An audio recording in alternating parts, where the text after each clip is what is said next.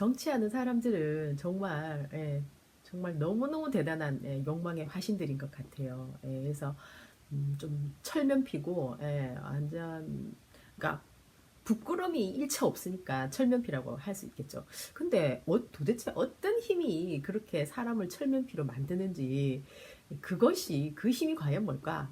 저는 이번에 이제 이 김영환이라는 분을 통해서 어떤 그런 근성 있지, 근성. 이겨야 되겠다. 이 사람은 지금 2%도 안 돼요. 이재명 후보자가 지금 53%잖아요. 근데 2%도 안 되니까 자기의 존재감을 어떻게든 부각을 해야 되는 그런 상황인 거죠. 선거비도 나중에 어떻게 받아야 되고 또 자기 입장에서는 나중을 생각해서라도 자기 얼굴을 알려야 되겠다는 생각에 이렇게 큰 전쟁에 뛰어들었는데요. 방법이 이것밖에 없었기 때문에 이걸 했지만 그렇다 하더라도 완전 이거는 너무 이제 뻔히 시간 지나면 알게 되는 완전 의혹 나름대로 폭로라고 한 건데 이 사람이 모를 리가 없거든요. 이게 전부 다 거짓이고 가짜라는 것. 그런데 왜 그럼 이런 모험을 할까요? 그래서 정치하는 사람들은 제가 볼 때는 철면피다. 그리고 욕망의 화신이다. 이런 말을 할 수 있는 것 같아요. 그러니까 또 그 마찬가지죠. 이제 철면피는 또 있죠. 이 아들이 지금 마약을 해서 육체와 정신적인 어떤 그런 부분에 있어서 굉장히 나약한 상황인데 아빠라는 사람이 그 문제가 분명히 드러나서 자식을 얼마나 또 상처받게 할지 뻔히 알면서 왜 이렇게까지 하는 걸까요? 저는 생각을 해봤어요. 그래서 경기도지사를 하면서 이 사람이 뭐 어떤 부정을 많이 저질렀나? 왜 이렇게까지 하는가? 이젠 지금 현재 이렇게 인기가 없고 이런 상황에서도 어떤 희망을 가지고 저렇게 하는 이유가 뭘까 도대체? 진짜 만득산에 갔었던 그분이 오히려 더 훌륭한 것 같아요. 좀 자기를 좀 돌아보고 그러고 다시 정신 좀 차려가지고 건전하고 건강한 사람으로 거듭나서 도전을 하는 그런 모습을 차라리 보여주면은 오히려 더 진정성 있지 않을까 생각을 하는데 마구질러 되는 겁니다. 전부 다 의혹만 가지고. 근데 의혹이 밝혀지면 밝혀질수록 이 사람들이 엉터리라는 것만 더 드러나잖아요. 예. 그리고 이제 이 김부선 같은 경우에도 왜 엉터리인지 모를 리가 있겠어요. 61년생 동갑내기랑 사귀었다고 김부선이 10년 전부터 떠들어대는데 이재명 후보자는 64년생이잖아요. 그것만 해도 이미 절대로 이 사람이 처음부터 바로 알면서 일부러 이렇게 터뜨린 거거든요. 그러면서 이제 우리가 전혀 이제 예상을 못했던 사람이 주진우라는 사람이잖아요. 저도 이제 주진우라는 사람에 대해서 주진우가 중간에 연결돼 있다 뭐 이런 그런 뭐 댓글 같은 거 이런 거를 뭐 어디서 본 것 같아요. 그래서 이게 도대체 무슨 얘기지? 근데 겉으로 드러나지는 않은 제 그런 말들이 계속 있더라고요. 그리고 또 이제 제가 분명히 자료를 확인해 본 바로는 김부선이 뭐 어떤 강압에 의해서 마지막에 쓴 글 있잖아요. 이런 걸 썼을 일이 없을 것 같은데 그럴 리가 없는데 그러면서 이제 또 글솜씨가 너무 좋아서 참 이상하다.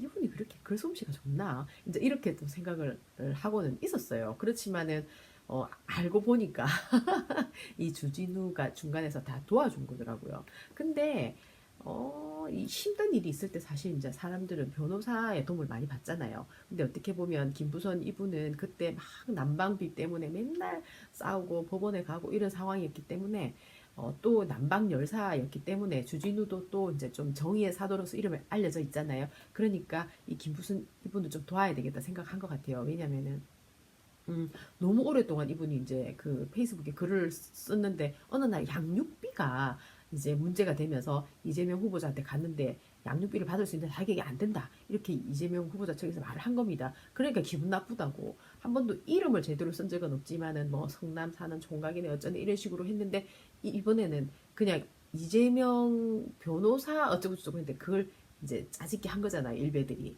그러니까 그러면 사진을 내놔라. 이게 완전 이재명은 계속 누명을 쓰고 있었기 때문에 도저히 이렇게 해갖고 안 되겠다 이렇게 된 거죠. 그러니까 이 김어준 입장에서는 남방열사도 약한 여자고 도와줘야 되겠고 또 김어준 이 사람은 내가 볼 때는 이재명 후보자의 그 정의 정의감, 정의에 불타는 그런 것에 대해서 너무 잘 아는 사람 같더라고요. 그러니까 이재명 후보자도 막 이런 것 때문에 서로 간에 다치면 안 좋겠다 해서 중간에서 역할을 한 것 같아요. 예. 왜냐면은 이 대화 내용을 여러분들도 들어가셔서 보시면은 다 알 수 있어요. 주진우하고 김부선하고 대화에 일어난 얘기를 보면은 지금 현재 이제 갑자기 막 뉴스, 그러니까 짜집기 해가지고 사람들이 올려가지고 막 시금이 뜨고 난리 났다, 큰일 났다고. 이것 때문에 나중에 소송하면 200% 지니까 이거를 갖다가 정확하게 얘기해서 이거 빨리 그 수습을 해라고 그래요. 그래서 큰일 났다, 큰일 났다, 어떡하지, 어떡하지 막 이러는 거예요. 그러니까 주진우가 이제 그 기승전결을 가르쳐 주는 거죠. 그래서 그 기승전결을 가르쳐 준 내용이 바로 이거였어요. 예. 자고 일어나니 너무 깜짝 놀라고 경황이 없네요. 이렇게 될 일이 아닌데 이렇게까지 소란하게 되어서 참 당혹스럽네요. 몇 년 전에 세상에 하나밖에 없는 제 딸 양육비 문제로 고민하다가 이재명 변호사에게 자문을 구한 일이 있습니다. 그런데 결국 제가 생각했던 것과 달리 좋지 않은 결과로 끝이 났어요. 하고 쭉 글을 올렸는데 이게 이제 주진우라는 아주 그냥 글 솜씨 좋은 사람의 조언을 받아가지고 올렸던 거죠. 그래서 모든 의문이 다 풀렸어요. 아, 도대체가 이 떠도는 얘기가 뭐지? 그러고 막 이재명이 얼마나 힘이 좋으니까 김부선처럼 힘이 없는 여자한테 강압적으로 해가지고 이런 글을 올리게 했지. 막 이런 댓글 같은 거 막 본 것 같았거든요. 근데 정말 그게 이제 터무니없는 얘기잖아요. 그러니까. 근데 그게 이제 또 만천하에 드러난 거예요. 터무니없다는 게 이 김영한이라는 사람 덕분에. 저는 오히려 막 더 속 시원하게 잘 됐다. 예, 그런 생각을 해요. 예. 그리고 이제 아무리 사람들이 있잖아요. 이재명한테 3대 그 프레임 있잖아요. 뭐 종북, 불륜, 폐륜 이렇게. 예. 폐륜 문제는 쌍욕 문제로 해가지고 이재명이 아니고 남경필이 들고 일어났는데 뭐 결국은 이제 이권에 개입하려고 하는 형이 문제였던 거지. 이재명은 좀 망신을 당하더라도 어쩔 수가 없다. 그렇게 생각을 하면서 이권 개입을 차단시킨 거죠. 근데 이제 형이라는 사람은 아니 권력을 가지면 좀 나눠 먹어야지 형하고 동생하고 뭐 이런 마인드가 좀 있었는데 그런 마인드가 안 먹히다 보니까 거기서 이제 원한이 일어나서 박사모까지 가게 되고 박사모에 가가지고 막 이재명을 공격했죠. 왜냐면 또 비례대표 하나 받아가지고 어떻게든 이제 자기도 이제 한국당 가가지고 이재명하고 이제 한번 싸워보려고 생각을 했던 거죠. 예, 근데 자기가 더 나약했던 거죠. 예, 조울전까지 와가지고 가족을 막 공격하고 그러니까 가족들이 너무 힘들어가지고 이제 이 사람을 정신병원에 입원을 시킨 거죠. 근데 이제 가족들이 모든 가족이 다 힘들었던 거죠. 이 한 사람이 조울증이 있어갖고 왔다 갔다 하니까. 그런데 결국은 이 사람을 데리고 간 사람은 와이프하고 딸이었던 거죠. 근데 이거를 이재명이 한 것처럼 막 그 옛날에 자유한국당 국회의원도 막 또 거짓말 가짜뉴스 만들고 또 막 그 댓글 다는 사람들 있잖아요. 극문 이런 사람들은 막 또 이제 이재명 공격하더라고요. 막 일베 자한당 힘을 합쳐가지고. 근데 이제 제가 하도 이 자료를 알아봐야 되겠다 해가지고 제일 이재명 형수하고 나와가지고 3시간 동안 인터뷰하는 거 있어요. 그걸 보면은 자료가 다 있다 보니까 이재명 후보자가 자기 남편을 너무너무 공격을 하니까 남편이 조울증이 걸려가지고 다 그런 조울증이 걸려가지고 기분 나쁘고 기분 좋고 전부 다 이재명 탓으로 돌리는 거예요. 자기 탓이 하나도 없어. 이런 사람들이 진짜 위험한 사람들이거든요. 어쨌든 그래갖고 자기가 너무 힘들어가지고 그래 했던 거다. 다 이재명 탓이다 이러는 겁니다.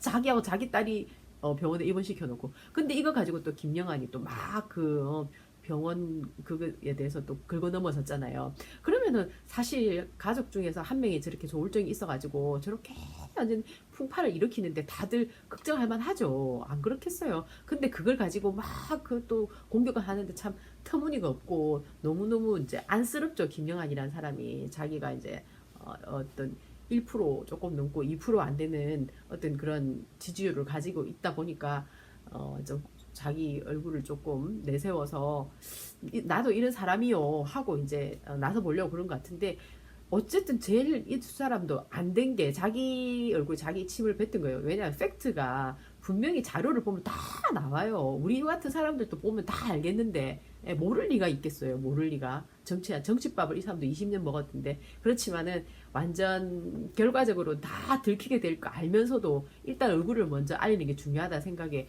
그렇게 막 강행을 한 것 같은데 어쨌든 바른당이라는 이미지를 자기 스스로 또 이렇게 추락을 시키면서 철면피 전략을 가지고 이제 나온 것 같은데 참 한편으로는 안쓰럽습니다 진짜. 아유 다들 철면피 그 남경필도 철면피 전략, 이 사람도 김영한도 철면피 전략, 완전히 팩트 가지고 이재명 혼자 싸우고 있는데 정말 유튜브 하고 있잖아요. 뭐 이런 SNS 자료가 없었으면은 완전히 있잖아요. 진짜 이재명이라는 이 완전 보석 같은 존재는 어떻게 됐을까요? 아 너무 생각만 해도 끔찍해요 진짜.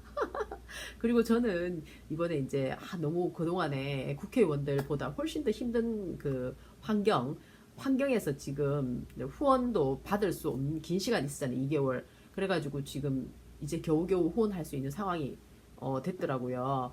그리고 막 그런데도 좀 이제 이재명 후보자가 좀 미안한지 뭐 염치 없지만 후원 좀 부탁합니다. 삼성과도 싸우고 기득권도 싸워야 되기 때문에 부정부패한 돈을 받지 않고 이거를 이제 선거를 치러야 되기 때문에 여러분 힘들지만 좀 부탁드릴게요. 뭐 이런 느낌을 받았는데요. 진짜 좀 조금씩이라도 도우면은 그게 힘이 되니까 저는 일단 어저께 밤에 보냈어요. 화이팅! 바이!